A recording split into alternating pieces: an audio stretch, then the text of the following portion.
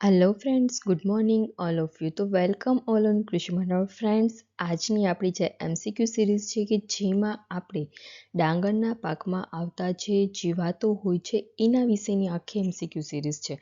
અને આવતીકાલની આપણે જે એમસીક્યુ સિરીઝ હશે કે જેમાં આપણે ડાંગરના પાકમાં જે આવતા હોય છે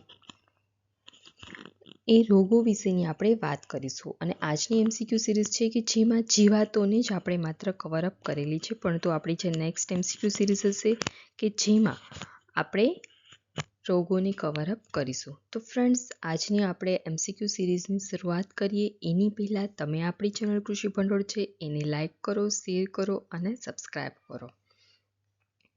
અને આજની આપણી જે એમસીક્યુ સિરીઝ છે કે જેનો આપણો ફર્સ્ટ ક્વેશ્ચન છે, ગાભમાળાની ઈયળ દ્વારા થતા નુકસાનને શું કહેવામાં આવે છે? તો ગાભમાળાની ઈયળ છે કે જેના દ્વારા થતું જે નુકસાન હોય છે એને આપણે ડેડહાર્ટ તરીકે ઓળખતા હોય છે. ગાભમાળાની જે ઈયળ હોય છે કે જેને આપણે રાઇસ સ્ટેમ બોરર તરીકે પણ ઓળખતા હોઈએ છીએ. અને આ જે ગાભમાળાની ઈયળ છે કે જે એક મોનોફેગસ પેસ્ટ છે. મોનોફેગસ પેસ્ટ એટલે શું છે? તો કે આ જે પેસ્ટ છે, આ જે જીવાત છે કે જે સ્પેસિફિક આપણને રાઈસમાં જ જોવા મળે છે, પેડીમાં જ જોવા મળે છે કે જેને આપણે મોનોફેગસ પેસ્ટ તરીકે ઓળખતા હોઈએ છીએ. અને આ ગાભમાળાની જે ઈયળ હોય છે એ સામાન્ય રીતે કેવી આપણને જોવા મળે છે? તો કે ગાભમાળાની જે ઈયળ હોય છે એ આપણે ગુજરાતની જો વાત કરીએ તો આપણને પીળા રંગની જોવા મળતી હોય છે, આછો પીળા રંગની. અને આ જે ઈયળ હોય છે એ શું કરે છે? તો કે જે આપણું રાઈસનો પ્લાન્ટ છે, પેડીનો, એના જે અંદરનો ભાગ હોય છે, ગર્ભ, કે જે ખાઈ જતું હોય છે. અને એ ગર્ભનો ભાગ ખાઈ જાય એના લીધે શું થતું હોય છે? તો કે આખો આ જે જીવાતથી નુકસાન થાય એના લીધે આપણને છોડ પીળો પડતો, સુકાવા મળતો હોય એવું લાગતો હોય છે.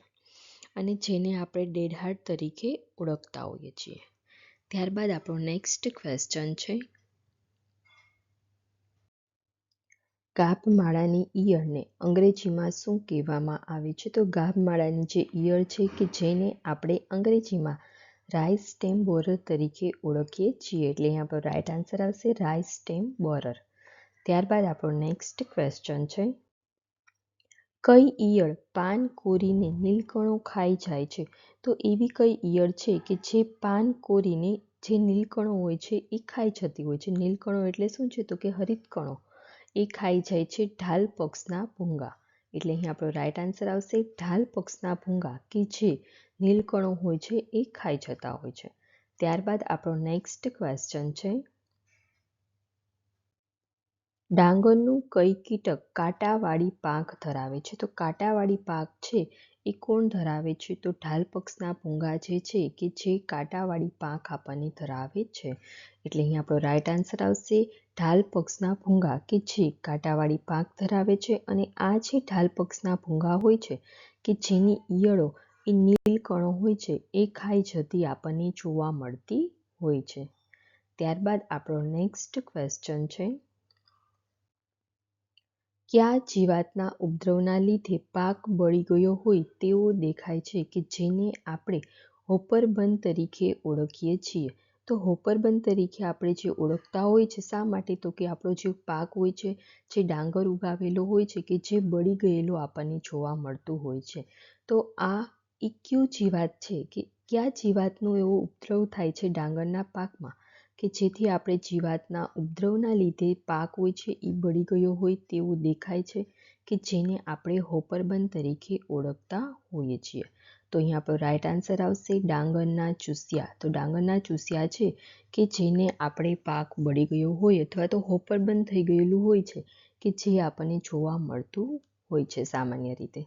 ત્યારબાદ આપણે આપણા નેક્સ્ટ ક્વેશ્ચન તરફ જઈએ. તો આગળનો ક્વેશ્ચન આપણે જોઈએ કે શું છે,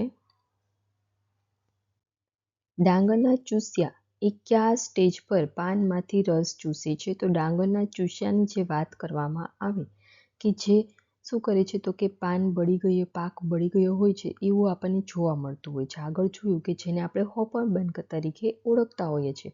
તો હવે આપણો ક્વેશ્ચન છે કે ડાંગરના ચૂસિયા જે પાનમાંથી જે રસ ચૂસે છે એ કયા સ્ટેજ, એટલે કે આપણને ખ્યાલ છે એગ, નિમ્ફ, એડલ્ટ, અલગ અલગ સ્ટેજ હોય છે. તો ડાંગરનું આ જે ચૂસિયા છે કે જેમાં બચ્ચા અને પુખ્ત એટલે કે આપેલ બંને, તો આપેલ બંને છે કે જે ડાંગરનું જે પાન હોય છે એમાંથી રસ હોય છે કે જે ચૂસી લેતા આપણને જોવા મળે છે. એટલે કે ડાંગરના ચૂસિયા જેના બચ્ચા અને પુખ્ત એટલે કે એડલ્ટ કે જે ડાંગરનો પાક હોય છે એના પાનમાંથી રસ ચૂસી લેતો આપણને જોવા મળે છે. અને એ રસ ચૂસી લે એટલે જે આપણો ડાંગરનો પાક હોય છે કે જેને હોપરબંધ તરીકે આપણે ઓળખતા હોઈએ છીએ, કારણ કે એ જે આખું ડાંગરનું આપણું ખેતર જોઈએ તો એ બળી ગયેલું હોય એવું આપણને જોવા મળતું હોય છે. ત્યારબાદ આપણો નેક્સ્ટ ક્વેશ્ચન છે, કયું કીટક પાનનો લીલો ભાગ ખાસ પદ્ધતિથી ખાતો હોય?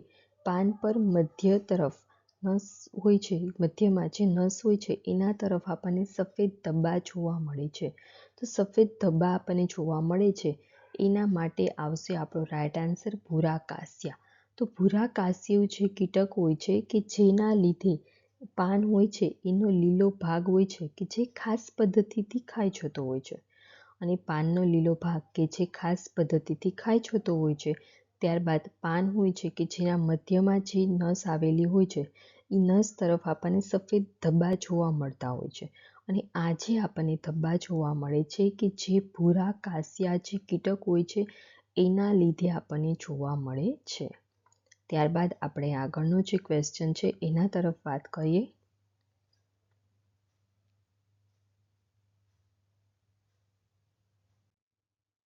ભૂરા કાસિયાનું કયું સ્ટેજ પાકને નુકસાન કરે છે? તો ભૂરા કાસિયાનું જે પુખ્ત અને ઈયળવાળું જે સ્ટેજ હોય છે કે જે આપણને નુકસાન કરે છે, એટલે અહીંયા આપણો રાઈટ આન્સર આવશે આપેલ બંને. ભૂરા કાસિયા છે કે જેનું પુખ્ત એટલે કે એડલ્ટ અને લાર્વા સ્ટેજ છે એ બંને આપણને નુકસાન કરે છે. એટલે કે જે પાક હોય છે એને નુકસાન કરે છે, અને પાકને નુકસાન થાય તો અલ્ટિમેટલી આપણને પણ નુકસાન થતું હોય છે. કેમ કે કોઈ પણ પાકને જો નુકસાન થાય તો એના લીધે પાકને નુકસાન થવાના લીધે જે પ્રોડક્શન હોય છે એમાં ખૂબ જ ઘટાડો આપણને જોવા મળતો હોય છે. અને પ્રોડક્શનમાં ઘટાડો જોવા મળે એટલે અલ્ટિમેટલી ફાર્મર હોય કે જેમને ઇકોનોમિકલી ઘટાડો થાય, કેમ કે જે પાકનું ઉત્પાદન વધે તો આપણને પાકની કિંમત સારી ઉપજ મળે છે, અને પાકની સારી ઉપજ મળે તો આપણે એનું જ્યારે વેચાણ કરીએ ત્યારે આપણને સારી એવી કિંમત મળે છે. એટલે અલ્ટિમેટલી આપણને ફાયદો થતો હોય છે. પરંતુ જ્યારે પણ આ જીવાતોના લીધે પાકને નુકસાન થતું હોય છે તો એના લીધે આપણને પણ સાથે નુકસાન થતું જોવા મળતું હોય છે. ત્યારબાદ આપણો નેક્સ્ટ ક્વેશ્ચન છે, ભૂરા કાસિયાને અંગ્રેજીમાં શું કહેવામાં આવે છે? તો ભૂરા કાસિયાની જો વાત કરવામાં આવે તો ભૂરા કાસિયાને અંગ્રેજીમાં રાઈસ હિસ્પા તરીકે ઓળખાય છે. શું ઓળખાય છે? રાઈસ હિસ્પા, કે જેને આપણે ભૂરા કાસિયા તરીકે પણ ઓળખતા હોઈએ છીએ. ત્યારબાદ આપણો આગળનો ક્વેશ્ચન છે,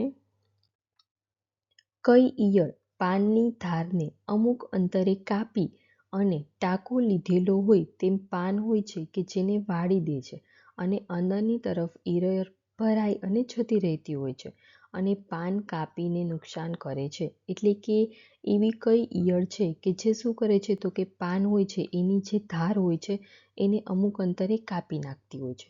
અને પાનની ધાર હોય છે કે જેને અમુક અંતરે કાપે છે, અને જે ટાંકો લીધેલો હોય એવી રીતે એ ઈયળ હોય છે એ સીવી લેતી હોય છે. અને ત્યારબાદ બે પાનની જે ધાર હોય છે એને સીવી લે, બરાબર છે. અને એ ધારની વચ્ચે જે જગ્યા હોય છે એ જગ્યામાં આ જે ઈયળ હોય છે એ જતી રહેતી હોય છે. અને એ ઈયળ અંદર જતી રહે ત્યારબાદ શું કરે છે તો કે અંદર જતી રહે અને આરામથી બેઠી બેઠી પાન હોય છે કે જેને કાપીને ખાતી હોય છે, અને અલ્ટિમેટલી આપણું જે પાક હોય છે એને નુકસાન પહોંચાડે છે. તો આવું કરવાવાળું કોણ છે? તો એ કરવા માટે ડાંગરનું જે દરજી છે કે જેની ઈયળ હોય છે એ સ્પેશિયલી આવું કરે છે. દરજી એટલા માટે જ કહેવામાં આવે છે કે એ પાનને ટાંકો લીધેલો હોય એવી રીતે કાપીને અંદર ભરાઈ જતી હોય છે ઈયળ, એટલા માટે. ત્યારબાદ આપણો આગળનો ક્વેશ્ચન છે, કઈ ઈયળના માથા ઉપર ઈયળ હોય છે કે જેના માથા ઉપર આપણને વી આકારનું ચિહ્ન જોવા મળે? ઈયળનું આવી રીતે ફેસ હોય તો એના માથા ઉપર આ ઈયળ છે.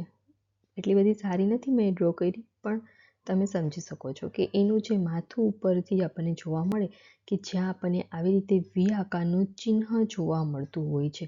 તો આવું જે વી આકારનું ચિહ્ન જોવા મળે એ કઈ ઈયળના લીધે હોય છે? તો કે ડાંગરનું દરજી હોય છે એની જે ઈયળ હોય છે એમાં આપણને આવું વી આકારનું જે ચિહ્ન હોય છે કે જે જોવા મળતું હોય છે. એટલે અહીંયા આપણો રાઈટ આન્સર આવશે ડાંગરનું દરજી. ત્યારબાદ આગળનો આપણો ક્વેશ્ચન છે, કઈ ઈયળના ઉપદ્રવને અટકાવવા માટે ધરુવાડિયા ફરતે એકાદ ફૂટ ઊંડી ખાઈ ખોદવાથી ઈયળો એ ધરુવાડિયામાં પ્રવેશી શકતા નથી? એટલે કે આપણે જ્યારે ખેતર હોય છે કે જેમાં આપણે ધરુવાડિયું તૈયાર કરેલું હોય છે અથવા તો બીજો કોઈ નર્સરી એરિયા હોય છે કે જ્યાં આપણે ફોર એક્ઝામ્પલ ધરુવાડિયું છે ડાંગરનું એ તૈયાર કરેલું હોય છે. અને ડાંગરનું ધરુવાડિયું જો આપણે તૈયાર કરવું હોય તો કેટલું કરવામાં આવે છે? તો કે આપણું જે ખેતરમાં વાવેતર કરવું હોય છે એના 10મા ભાગનું ધરુવાડિયું હોય છે કે જે તૈયાર કરવામાં આવતું હોય છે. કેટલું? તો કે 10મા ભાગનું ધરુવાડિયું તૈયાર કરવામાં આવતું હોય છે, 1/10 ભાગનું, બરાબર છે. અને આ જે આપણે ધરુવાડિયું તૈયાર કરેલું છે કે જે ધરુવાડિયાની ફરતે આપણે શું કરવાનું હોય છે? ફોર એક્ઝામ્પલ આટલા વિસ્તારમાં આપણે ધરુવાડિયું તૈયાર કરેલું છે. આ આપણું આખું ખેતર છે, બરાબર છે. આપણું ખેતર છે એ થોડુંક મોટું છે અને એના 10મા ભાગનું આપણે ધરુવાડિયું કર્યું છે એવું એઝમ્પશન કરવાનું છે તમારે. તો આ જે ધરુવાડિયું કર્યું છે તો શું કરવાનું? તો એના ફરતે અહીંયા 1 ફૂટ ઊંડી હોય છે કે જે ખાઈ ખોદી લેવાની છે. આ શું કરવાનું છે? 1 ફૂટ ઊંડી ખાઈ ખોદી લેવાની છે. આ ખાઈ ખોદવાનો મતલબ શું છે? તો કે ઈયળો છે એ આ જે ધરુવાડિયું હોય છે એમાં પ્રવેશી શકતી નથી. અને જો આ ઈયળો પ્રવેશી ના શકતી એના લીધે શું થાય છે? તો કે આપણો જે ડાંગરનો પાક હોય છે કે જે સ્વસ્થ રહે છે એને કોઈ પણ પ્રકારની જીવાતોનો ઉપદ્રવ લાગુ પડતો નથી. તો આમાં કઈ ઈયળો હોય છે કે જેના ઉપદ્રવને અટકાવવા માટે આપણે સ્પેશિયલી આ ટેકનિક યુઝ કરીએ છીએ? તો કે આર્મીવર્મ છે કે જેનું બીજું નામ છે જૂથી ઈયળ, ત્યારબાદ છે કંટી કાપનારી ઈયળ. એટલે આપણો અહીં રાઈટ આન્સર આવશે આપેલ તમામ. આ બધા ઓપ્શન છે કે જે આપણા રાઈટ છે. એટલે અહીં આપણો સાચો આન્સર આવે આપેલ તમામ. અને ત્યારબાદ આપણો નેક્સ્ટ ક્વેશ્ચનની આપણે વાત કરીએ, કઈ ઈયળ એ જમીનમાં તિરાડોમાં કે પાનની જે ગડીઓ પડી હોય છે એમાં ભરાઈ રહે છે? તો કઈ ઈયળ હોય છે કે જે આપણને જમીનની અંદર તિરાડો જે પડી ગયેલી હોય છે, તિરાડો કે જેમાં આપણને જોવા મળતી હોય છે, અને ત્યારબાદ પાન હોય છે કે જેની ગડીઓ વળી ગઈ હોય છે એમાં ભરાયેલી આપણને જોવા મળતી હોય છે. તો એમાં આપણો રાઈટ આન્સર આવશે આર્મીવર્મ, જૂથી ઈયળ, કંટી કાપનારી ઈયળ કે આપેલ તમામ. તો આપણો રાઈટ આન્સર આવશે આપેલ તમામ. કેમ કે આર્મીવર્મ છે એનું જ બીજું નામ છે જૂથી ઈયળ અને એનું જ બીજું નામ છે કંટી કાપનારી ઈયળ. ત્યારબાદ આપણો નેક્સ્ટ ક્વેશ્ચન છે, ડાંગરની લશ્કરી અને બીજા કયા નામે ઓળખાય છે? તો કે ડાંગરની જે ઈયળ હોય છે કે ઈયળ, ડાંગરની અહીંયા ઈયળ આવે છે, બરાબર છે. ઈયળ કે જેને લશ્કરી અને બીજા કયા નામે ઓળખાય છે? તો ડાંગરની જે ઈયળ હોય છે કે જેને લશ્કરી ઈયળ, આર્મીવર્મ, જૂથી ઈયળ, કંટી કાપનારી ઈયળ કે આપેલ તમામ. તો અહીં આપણો રાઈટ આન્સર આવશે આપેલ તમામ તરીકે આપણે એને ઓળખતા હોઈએ છીએ. અને ત્યારબાદ આજની આપણી જે MCQ સિરીઝ છે એનો આપણો લાસ્ટ અને નેક્સ્ટ ક્વેશ્ચન છે. પરંતુ ફ્રેન્ડ્સ, આજની આપણી જે MCQ સિરીઝ છે કે જેનો આપણે લાસ્ટ ક્વેશ્ચન તરફ જઈએ એની પહેલાં હું તમને જણાવી દઉં કે આજનું આપણું જે MCQ સિરીઝ હતા કે જેમાં આપણે રાઈસ એટલે કે જે પેડી ક્રોપ છે કે જેમાં આવતા જીવાતો વિશેની વાત કરેલી છે. આવતા લેક્ચર હશે કે જેમાં આપણે રોગો વિશેની વાત કરીશું આવતીકાલની MCQ સિરીઝમાં. પરંતુ ત્યાં સુધી તમારે આપણી ચેનલ કૃષિ ભંડોળ છે એને લાઈક કરવાની છે, શેર કરવાની છે અને સબસ્ક્રાઈબ કરવાની છે. અને તમારા ફ્રેન્ડ સુધી વધુમાં વધુ તમારે એને પહોંચાડવાની છે. તો ચલો આપણે આજના MCQ સિરીઝનો જે લાસ્ટ ક્વેશ્ચન છે એના તરફ જઈએ. તો એનો આપણો ક્વેશ્ચન છે, લાસ્ટ ક્વેશ્ચન છે કે કંટીના ચૂસિયા એ બીજા કયા નામે ઓળખાય છે? તો કંટીના ચૂસિયાની જો વાત કરવામાં આવે તો એ બીજા ગંધીબગ તરીકે ઓળખાય છે. શું ઓળખાય છે? ગંધીબગ તરીકે. એટલે અહીં આપણો રાઈટ આન્સર આવશે ગંધીબગ. ત્યારબાદ આપણે આજની જે MCQ સિરીઝ છે કે જેને આપણે અહીં વાઇન્ડ અપ કરીએ છીએ અને કાલે ફરી મળીશું. ત્યાં સુધી તમે આપણી ચેનલ કૃષિ ભંડોળ છે એને લાઈક કરો, શેર કરો અને સબસ્ક્રાઈબ કરો. Thank you.